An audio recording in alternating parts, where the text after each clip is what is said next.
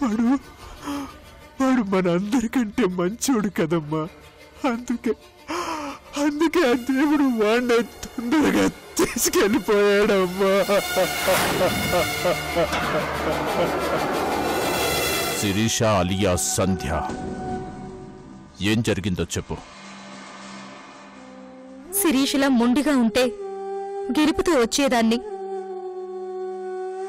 సంధ్యలా ఆలోచించాను కాబట్టి ఓటమితో వచ్చాను. ఏమైంది నీకు? వాణ్ణి పెళ్లి చేసుకుని వాడు చేసిన మోసానికి బుద్ధి చెప్తావనుకుంటే సడన్ గా ఎందుకు మార్చుకున్నావు?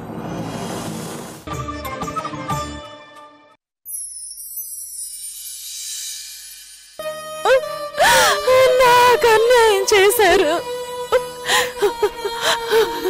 ఈ పెళ్లి నేను చూడలేను.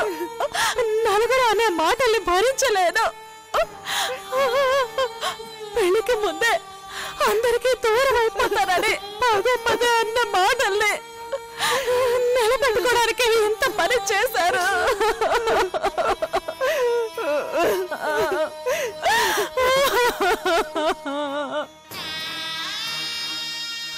కొడుకు దుర్మార్గుడైతే తండ్రి తన ప్రాణాలను మూల్యంగా చెల్లించుకోవాల్సి వస్తుందని అనుకోలేదు డాడీ. నేను చాలా పెద్ద తప్పు చేశాను. నేనే విలువలు తెలిసిన మనిషిని అయి ఉంటే, ఒక ఆడపిల్ల జీవితంతో ఆడుకోకుండా ఉండుంటే పరిస్థితి ఇంత దాకా వచ్చిండేది కాదు.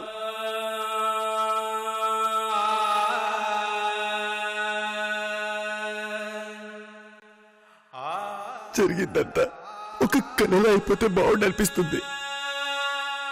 మీరు లేరన్న నిజాన్ని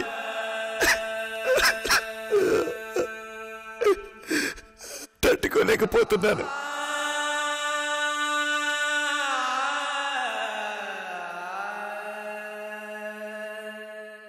ఒక కారు మెకానిక్ కష్టపడి కోటీశ్వరుడై కొడుకుని నెత్తున పెట్టుకుని చూసుకున్నందుకు ఆ కొడుకు ఏ తండ్రికి చేయని అన్యాయం చేశాడు. కొడుకే తండ్రిని హత్య చేశాడు. నేనే మిమ్మల్ని చంపుకున్నాను డాడీ. నేనే మిమ్మల్ని చంపుకున్నాను డాడీ. నేనే మిమ్మల్ని చంపుకున్నాను.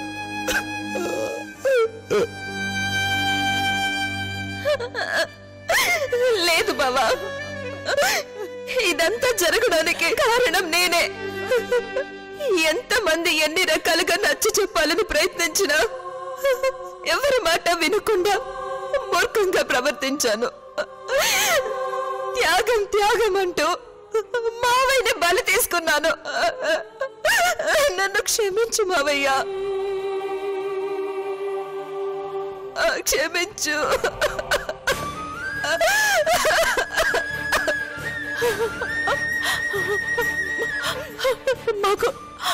మాకు ఏ కష్టం వచ్చినా మీతోనే కదా చెప్పుకునేవాళ్ళం. ఇప్పుడు మేము ఎవరితో చెప్పుకోవాలమ్మా? ఎవరితో చెప్పుకోవాలి? ఇంతమందికి అన్యాయం చేసి ఎలా వెళ్ళిపోవాలనిపించింది మీకు?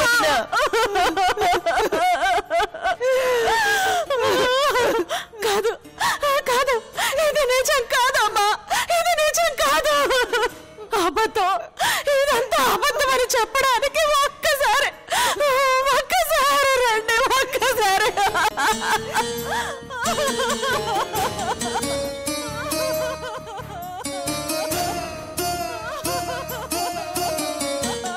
వదిన, ఊరుకో వదిన. జీకే వంశానికి ఒక శాపం ఉంది. అనుబంధాల కోసం, అందరికీ మంచి జరగడం కోసం తరానికో వారసుడు త్యాగానికి సిద్ధపడుతున్నాడు. అన్నయ్య మనందరికంటే మంచివాడు కాబట్టి ఆ దేవుడు అన్నయ్యని తొందరగా తీసుకెళ్ళిపోయాడు.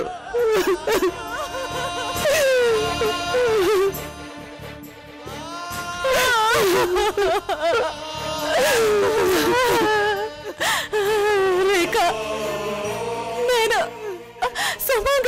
వాడి చేతిలో చనిపోవాలనుకున్నానమ్మా. కానీ కానీ నన్ను దురదృష్టవంతురాలు చేసి ఆయన ముందు వెళ్ళిపోయారు.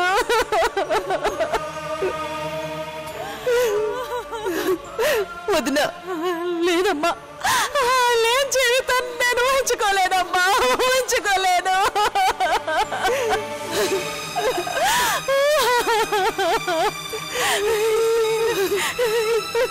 ఎలా బ్రతకాలి ఇప్పుడు? నేను ఎలా బ్రతకాలి? ఆయన లేకుండా బ్రతకడం ఎంత బాధాకరమో. భయం వేస్తోంది రేఖ, తలుచుకుంటారా నాకు భయం వేస్తోంది రేఖ.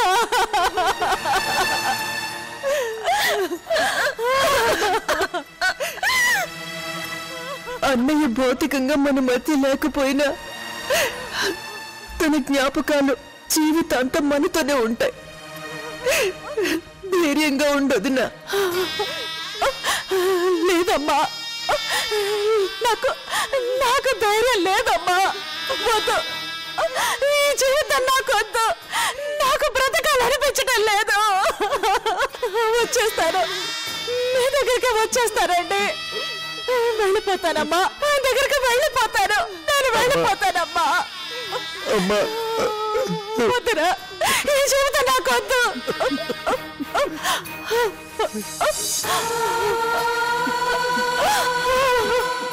తండ్రిని కోల్పోయి సగం అనాథనైపోయాను. ఇప్పుడు నీకేదైనా అయిందంటే పూర్తిగా అనాథనైపోతాను. దయచేసి ఇంకోసారి మాట అనద్దమ్మా.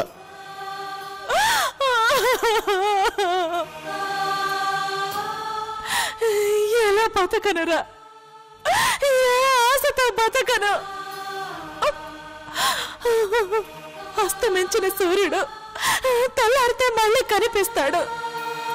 కానీ నాకు నా భర్త అదృష్టం లేకుండా చేశాడురా. ఎవరి కోసం బ్రతకను? ఇంకెవరి కోసం బ్రతకను?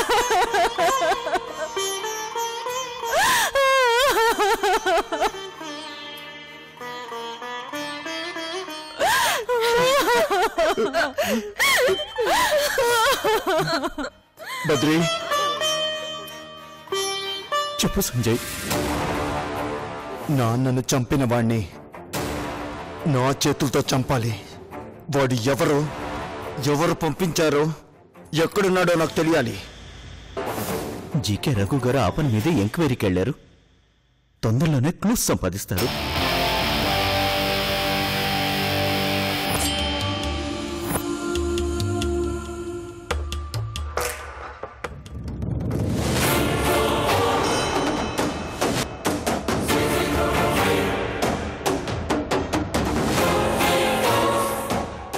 నిన్ను చంపిన వాణ్ణి పూడ్చడానికి నీ సమాధి పక్కనే గొయ్యి తీస్తాను.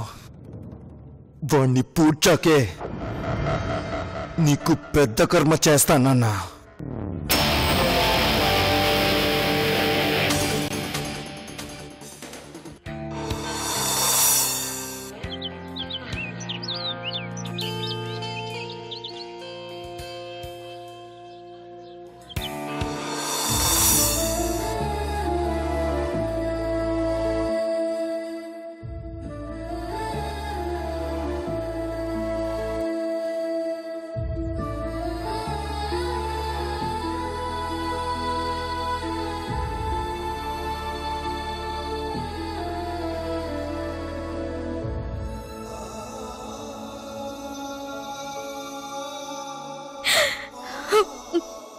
జీవితంలో సరిదిద్దుకోలేని తప్పులుంటాయి. నా మూర్ఖత్వంతో అలాంటి తప్పులే చేశాను.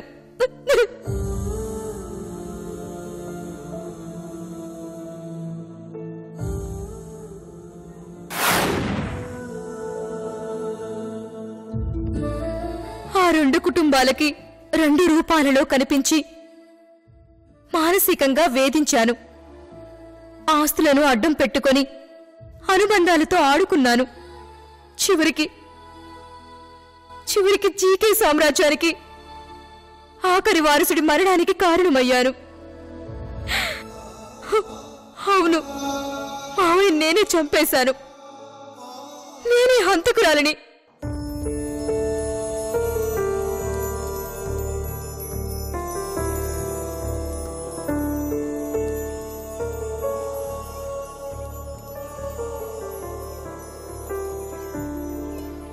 ఆ కుటుంబంలో ఒక మనిషినైనా నేను ఆ కుటుంబానికి తీరని ద్రోహం చేశాను. ఒక అపార్థంతో అందరి మనసులను గాయపరిచాను. అందరి శోకానికి కారణమయ్యాను.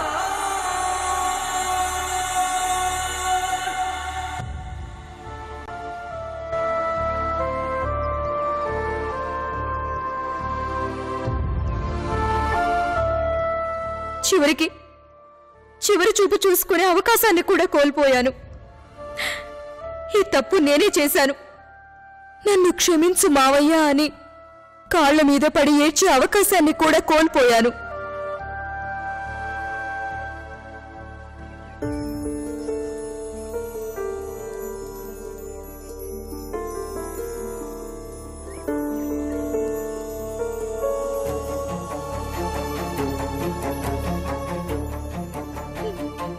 ప్రతి మనిషికి ఒక డెస్టినీ ఉంటుందమ్మా. అది విధి లిఖితం. ఎవ్వరం ఏమీ చేయలేం. ఇందులో నీ తప్పే ఉంది. తప్పంతా నాదే. శిరీష రూపంలో సంజయ్ని పెళ్లి చేసుకోవడానికి వెళ్లి జీకే సామ్రాజ్యాన్ని నేలమట్టం చేస్తారని శపథం చేసి చివరికి అందరినీ ఆ స్థితికి తీసుకొచ్చాను. ఈ పాపం అంతా నాదే. నేను చేసిన పాపానికి దేవుడు నాకు పెద్ద శిక్ష వేస్తాడు.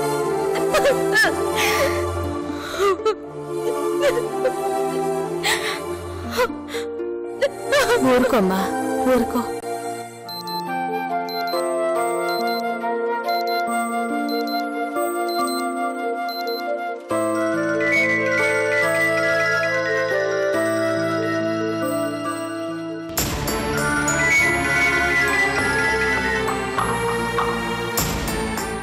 చెప్పండి డాక్టర్. సార్, మీరు అర్జెంటుగా ఒకసారి గెస్ట్ హౌస్కి రండి. ఏం జరిగింది? Matter serious. Please come immediately. Okay.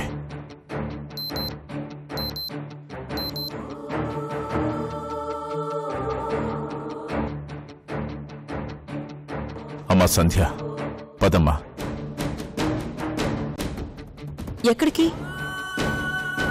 ఎవరి కోసమైతే ఇన్ని రోజులు మనం ఇంత కష్టపడ్డామో ఆ వ్యక్తిని చూడడానికి.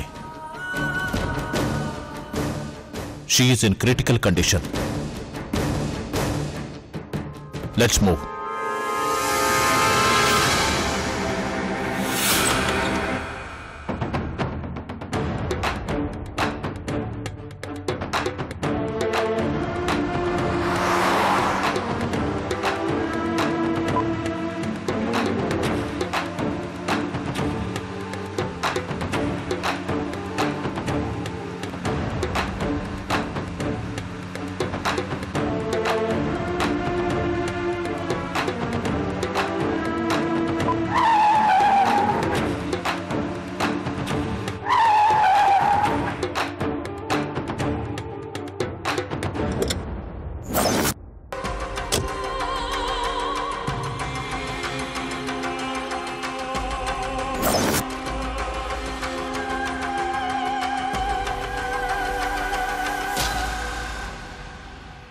ఏమైంది డాక్టర్?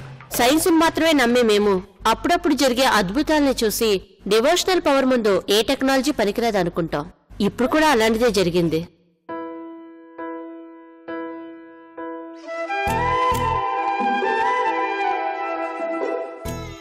ఏం జరిగింది?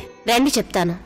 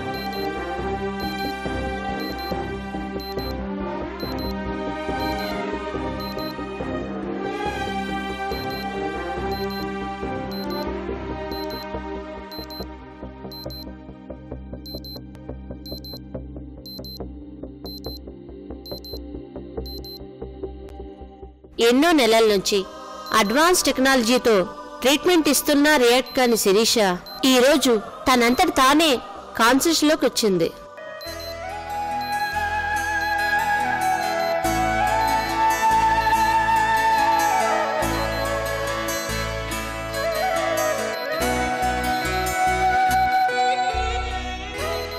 ఈమెలో ఏదో తెలియని ఎమోషన్, ఏదో చెప్పాలనే ఆరాటం.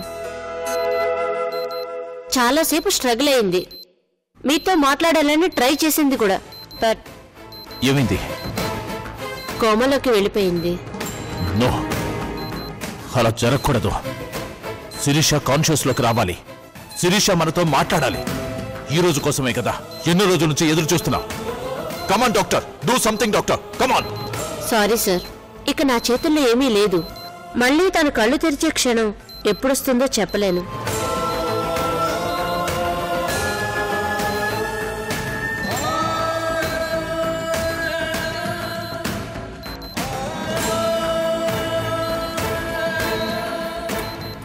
అసలు అలాంటి అవకాశం ఉందో లేదో కూడా చెప్పలేను. ఈసారి 99.9% ఛాన్సెస్ చాలా తక్కువ Vishnuvardhan garu. Please don't talk like that. Sirisha బ్రతకాలి.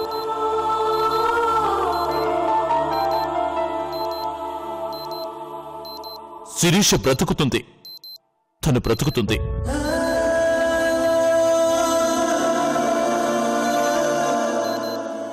తన ఆశయము బ్రతుకుతుంది. ఎస్,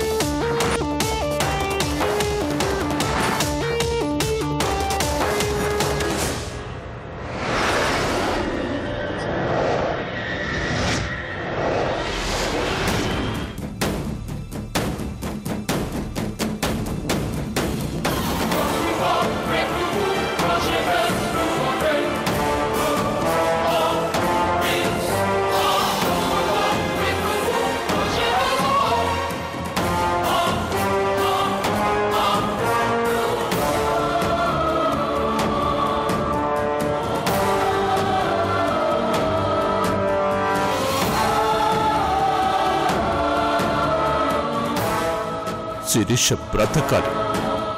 శిరీష బ్రతకాలి. పెద్ద పెద్ద డాక్టర్స్ని రప్పించాను. ట్రీట్మెంట్ కోసం కోట్లు ఖర్చు పెట్టాను. అయినా ఫలితం లేకుండా పోతుంది.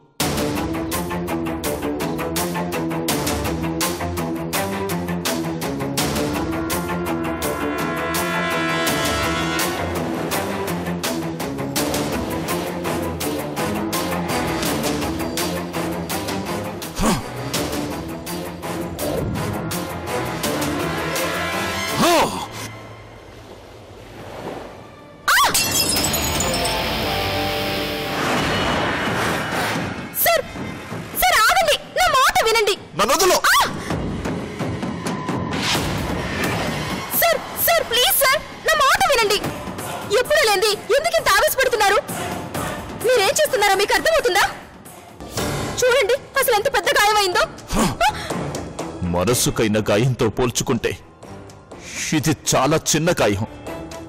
శిరీష పరిస్థితి గురించి మీకు ముందే తెలుసు. శిరీష బతకాలనే ఆశ మీకున్నా ఆ శిరీష ప్రాణాలు కాపాడగలిగేది ఆ దేవుడు ఒక్కడే అన్న విషయం మీకు తెలుసు. మరెందుకు ఇప్పుడు ఇలా చేస్తున్నారు? ఎందుకో చెప్తాను, నాతో రా.